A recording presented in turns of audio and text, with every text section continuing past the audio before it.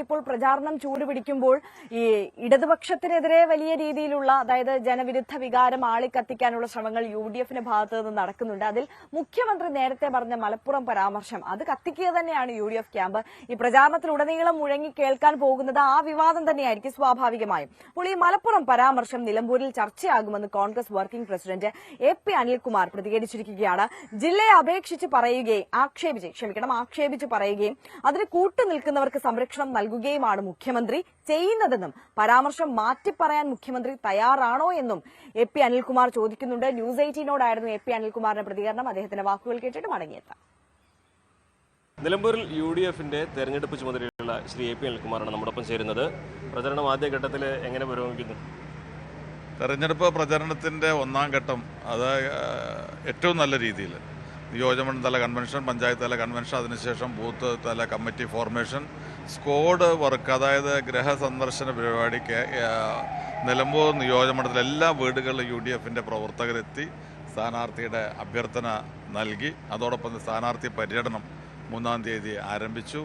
ഒരു തെരഞ്ഞെടുപ്പിലും ഇല്ലാത്ത രീതിയിലുള്ള ആവേശവും മുന്നൊരുക്കവും നടത്താൻ കഴിഞ്ഞു. അതുകൊണ്ട് തന്നെ എല്ലാ പ്രവർത്തനങ്ങളും ചിട്ടയായി തന്നെ മുന്നോട്ട് പോയിക്കൊണ്ടിരിക്കുകയാണ്. രണ്ട് വിഷയങ്ങളാണ് യുഡിഎഫ് പ്രചരണത്തിൽ മുന്നോട്ട് വച്ചിരിക്കുന്നത്. ഒന്ന്, മലപ്പുറത്തെക്കുറിച്ച് മുഖ്യമന്ത്രിയുടെ ഹിന്ദുവിലുള്ള അഭിമുഖം. രണ്ട്, ക്ഷേമ പെൻഷനെ സംബന്ധിച്ച് കെ.സി. വേണുഗോപാലിന്റെ അഭിപ്രായം.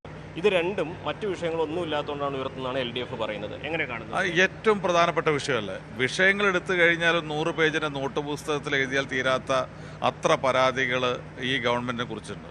പക്ഷേ അതോടൊപ്പം തന്നെ ഏറ്റവും ഇമ്പോർട്ടൻ്റ് ആയിട്ടുള്ള കാര്യമാണ് കേരളത്തിലെ 14 ജില്ലകളിൽ ഒരു ജില്ലയായ മലപ്പുറം ജില്ലയെക്കുറിച്ച് കേരളം ഭരിക്കുന്ന മുഖ്യമന്ത്രി സത്യപ്രതിജ്ഞ ചെയ്യുമ്പോൾ എല്ലാം ഒരുപോലെ കാണണം എന്ന് പറഞ്ഞിട്ടുള്ള മുഖ്യമന്ത്രി. അതാണല്ലോ നമ്മുടെ ഒരു സ്ഥിതി. ആ മുഖ്യമന്ത്രി തന്നെ ഒരു ജില്ലയെക്കുറിച്ച് ആക്ഷേപിച്ച് പറയുക, അങ്ങനെ ആക്ഷേപിക്കുന്നവർക്ക് സംരക്ഷണം നൽകുക, ഇതൊക്കെയാണ് അദ്ദേഹം ചെയ്തുകൊണ്ടിരിക്കുന്നത്. അപ്പോൾ അത് ഈ തെരഞ്ഞെടുപ്പിൽ ചർച്ചയാകും എന്നുള്ള കാര്യത്തിൽ യാതൊരു സംശയവുമില്ല. അത് CPM-നെ ഏറ്റവും ഭയപ്പെടുത്തുന്ന ഒന്നാണ്. മാസങ്ങൾക്ക് മുമ്പ് അത് ചർച്ചയാവുകയും അതിൽ CPM വിശദീകരണം കൊടുക്കുകയൊക്കെ ചെയ്ത വിഷയമല്ലേ. വീണ്ടും എന്തുകൊണ്ട് അത് ഉയർത്തിക്കൊണ്ടുവരുന്നു? അല്ല, ഇപ്പോഴും അദ്ദേഹം തുടർന്നുകൊണ്ടിരിക്കുന്ന സമീപനങ്ങൾ അദ്ദേഹം പറയുന്നു, മറ്റുള്ള രീതിയിൽ പറയുന്ന ഇത്തരം കാര്യങ്ങൾ പറയുന്നവർക്ക് അദ്ദേഹം സംരക്ഷണം കൊടുക്കുക കൂടി ചെയ്യുന്നുണ്ട്. അപ്പോൾ അദ്ദേഹം അന്നെടുത്ത നിലപാടിൽ തന്നെയാണ് ഇപ്പോഴും നിൽക്കുന്നത്. മാറ്റി പറയാൻ അദ്ദേഹം തയ്യാറാവുന്നില്ല. അദ്ദേഹം ഇവിടെ വന്ന് പ്രസംഗിച്ചു പോയി. ഇനിയും വരുന്നുണ്ട്. അദ്ദേഹത്തിന് മാറ്റമുണ്ടെങ്കിൽ അദ്ദേഹം വരുമ്പോൾ പറയട്ടെ, ഞങ്ങൾക്ക് മലപ്പുറം ജില്ലയുടെ സമീപനത്തിൽ മാറ്റമുണ്ട് എന്ന് അദ്ദേഹം പറയട്ടെ. അപ്പോൾ നമുക്ക് ആലോചിക്കാം. മറ്റൊരു പ്രധാനപ്പെട്ട കാര്യം, ഈ സോഷ്യൽ മീഡിയ വഴിയാണ് പ്രചാരണം മുഴുവൻ നടക്കുന്നത്. പലപ്പോഴും ആരുടെ ഷൗക്കത്തിൻ്റെയും ആരുടെ മുഹമ്മദിൻ്റെയൊക്കെ പഴയ പരാമർശങ്ങൾ, അതുപോലെ കഴിഞ്ഞ UDF-ന്റെ കൺവെൻഷൻ്റെ സമയത്ത് അദ്ദേഹത്തിൻ്റെ കുറച്ച് ദൃശ്യങ്ങൾ VV പ്രകാശമാണ്, അതൊക്കെ വല്ലാതെ പ്രചരിക്കുന്നുണ്ട്. എങ്ങനെയാണ് ഇതിനൊക്കെ പ്രതിരോധിക്കുക? തെരഞ്ഞെടുപ്പ് രംഗത്ത് ഇങ്ങനെ കുറേ കാര്യങ്ങൾ വരും എന്നുള്ളത് എല്ലാവർക്കും അറിവുള്ളത്. അതൊന്നും ഈ തെരഞ്ഞെടുപ്പിനെ ബാധിക്കുന്ന പ്രശ്നമേ അല്ല. കേരളത്തിലെ ജനങ്ങളെ സംബന്ധിച്ചിടത്തോളം, നിലമ്പൂരിലെ ജനങ്ങളെ സംബന്ധിച്ചിടത്തോളം ഒറ്റ കാര്യമേ ഉള്ളൂ. അവരനുഭവിക്കുന്ന ദുരിതങ്ങൾക്ക് അല്പമെങ്കിലും ആശ്വാസം കിട്ടാനുള്ള ഒരു നടപടിയായിരിക്കും അവരുടെ ഈ വോട്ട്. അത് ഈ ഗവൺമെൻറ്റിനെതിരെയുള്ള വോട്ടായിരിക്കും. അതായിരിക്കും 23-ാം തീയതി നമുക്ക് റിസൾട്ട് വരുമ്പോൾ കാണാൻ കഴിയുക. ഒറ്റ കാര്യം കൂടി, ഇപ്പോൾ ഈ മലപ്പുറത്തിൻ്റെ അഭിമുഖത്തിൻ്റെ പരാമർശം അത് പണ്ട് അൻവർ ഉന്നയിച്ചതാണ് അദ്ദേഹം അവകാശപ്പെടുന്നുണ്ട്. അത് UDF ഏറ്റെടുത്തു എന്നാണ് അദ്ദേഹം പറയുന്നത്. ഏറ്റെടുത്ത് സന്തോഷം എന്നാണ് പറയുന്നത്. അങ്ങനെയുള്ള ഉന്നയിച്ച കാര്യങ്ങൾ ഏറ്റെടുക്കുന്നതിൽ UDF-ന് തെരഞ്ഞെടുപ്പ് രംഗത്ത് എങ്ങനെയാണ് കാണുന്നത്? അല്ല, ഞങ്ങൾ കുറേ കാലങ്ങളായി ഉയർത്തിക്കൊണ്ടിരിക്കുന്ന കുറേ കാര്യങ്ങളുണ്ട്. അതാണ് ഞങ്ങൾ പറഞ്ഞുകൊണ്ടിരിക്കുന്നത്. അപ്പോൾ ആ കാര്യങ്ങളോട് സഹകരിച്ചും അതിനെ എതിർത്തും സംസാരിക്കുന്നവരൊക്കെ ഉണ്ട്. ഞങ്ങൾ പറഞ്ഞ കാര്യങ്ങൾ ഉറച്ചു നിൽക്കുന്നു. മുമ്പ് പറഞ്ഞ കാര്യങ്ങൾ ഉറച്ചു നിൽക്കുന്നു. ഇപ്പോഴും പറഞ്ഞുകൊണ്ടിരിക്കുന്നു. ഇനിയും പറഞ്ഞുകൊണ്ടിരിക്കും. അതിന് ഉത്തരം നൽകാനുള്ള ബാധ്യത ഗവൺമെൻറ്റിനുണ്ട്, മുഖ്യമന്ത്രിക്കുണ്ട്. എത്ര ഭൂരിപക്ഷമാണ് ഇപ്പോൾ UDF പ്രതീക്ഷിക്കുന്നത് ആദ്യഘട്ടത്തിൽ? ഞാൻ പറഞ്ഞതിൽ മുമ്പും പറഞ്ഞിട്ടുണ്ട്, നിലമ്പൂരിൻ്റെ ചരിത്രത്തിലെ ഏറ്റവും വലിയ ഭൂരിപക്ഷമായിരിക്കും ശ്രീ ആര്യടൻ ഷൗക്കത്തിന് ഈ തെരഞ്ഞെടുപ്പ് ലഭിക്കുക, UDF-ന് ലഭിക്കുക.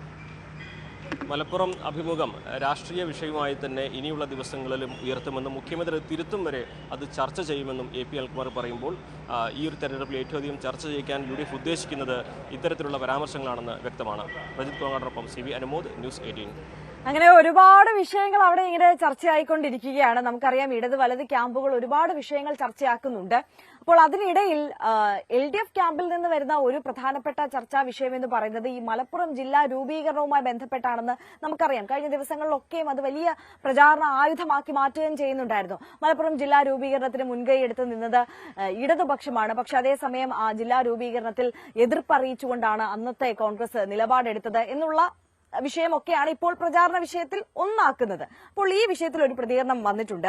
മലപ്പുറം ജില്ലാ രൂപീകരണവുമായി ബന്ധപ്പെട്ട് ഇടതുപക്ഷത്തിന് എങ്ങനെ അവകാശവാദം ഉന്നയിക്കാൻ കഴിയുമെന്നാണ് യൂത്ത് ലീഗ് അധ്യക്ഷൻ PK ഫിറോസ് ചോദിക്കുന്നത്. ലീഗിന് മുമ്പിൽ പിടിച്ചു നിൽക്കാൻ വഴിയില്ലാത്തതുകൊണ്ടാണ് മലപ്പുറം ജില്ല രൂപീകരിച്ചത്.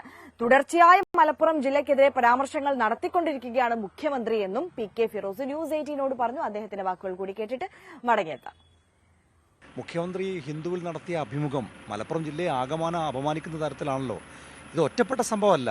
തുടർച്ചയായി മലപ്പുറം ജില്ലക്കെതിരായി, മലപ്പുറം ജില്ലയിലെ ജനങ്ങൾക്കെതിരായി അവർ നടത്തിക്കൊണ്ടിരിക്കുന്ന പരാമർശങ്ങൾ കാണുമ്പോൾ ജില്ലയെ ആകെ അപമാനിക്കുന്ന തരത്തിലുള്ളതാണല്ലോ. ഏറ്റവും ഒടുവിൽ പ്രിയങ്ക ഗാന്ധി വിജയിച്ചപ്പോൾ ആ വിജയം ന്യൂനപക്ഷ വർഗീയതയാണ് വിജയത്തിൻ്റെ പിന്നിൽ എന്ന് പറയുന്നത് പോളിറ്റ് ബ്യൂറോ മെമ്പറാണ്. മലപ്പുറത്തിൻ്റെ ഉള്ളടക്കം വർഗീയമാണെന്ന് പറഞ്ഞത് കടകംപള്ളി സുരേന്ദ്രനാണ്. ഞങ്ങൾ മലപ്പുറം ജില്ലയിലെ വോട്ടർമാരെ സമീപിക്കുമ്പോൾ അവർ ഞങ്ങളോട് ഇങ്ങോട്ട് ചോദിക്കുകയാണ്, ഞങ്ങളെ അപമാനിച്ച മുഖ്യമന്ത്രിക്കെതിരെ നിങ്ങൾ എന്തുകൊണ്ടാണ് സംസാരിക്കുന്നതെന്ന് അവർ ഓർത്തുകൊണ്ട് ഞങ്ങളോട് പറയാം. സ്ഥാനാർത്ഥി M സ്വരാജ് മാധ്യമങ്ങളെ കാണുന്നുണ്ട്. തത്സമയത്തിലേക്ക് അതിൻ്റെയൊക്കെ പ്രാധാന്യം മനസ്സിലാവുന്നു.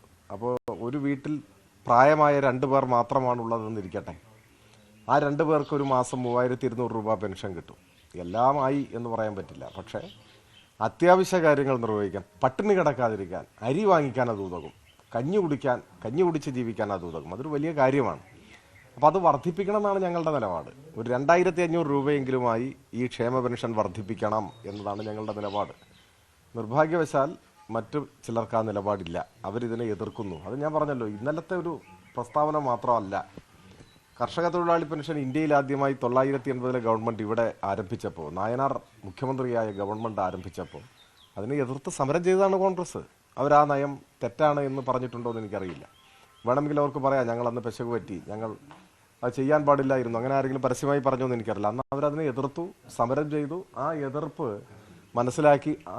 മനസ്സിലാക്കിയിട്ടാണ്, ആ എതിർപ്പിനെ അതിജീവിച്ചിട്ടാണ് കേരളത്തിൽ ഈ പെൻഷനുമായി മുൻപോട്ട് പോകാൻ സാധിച്ചത്. അങ്ങനെ ഇപ്പോൾ ഈ നിലയിൽ എത്തി നിൽക്കുന്നു. ഈ ഒരു ഘട്ടത്തിൽ അതൊരു കൈക്കൂലിയാണെന്ന് പറഞ്ഞാൽ ഈ വാങ്ങുന്ന ആളുകളുടെ അഭിമാനത്തെ ചോദ്യം ചെയ്യലാണ്. അത് പറയാൻ പാടില്ലായിരുന്നു. അതാണ് എൻ്റെ അഭിപ്രായം. ഞാനതിൽ ഉറച്ചു നിൽക്കുന്നു.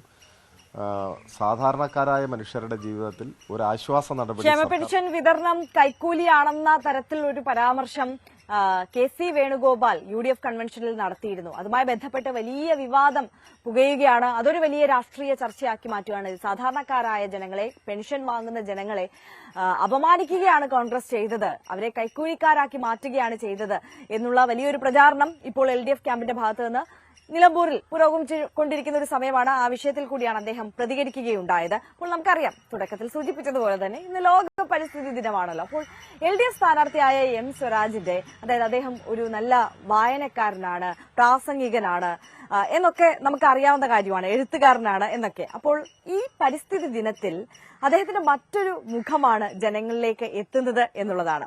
പുസ്തകങ്ങളെ പോലെ തന്നെ മരങ്ങളെയും സ്നേഹിക്കുന്ന സ്വരാജ് വീടിന് സമീപമുള്ള 18 സെന്റ്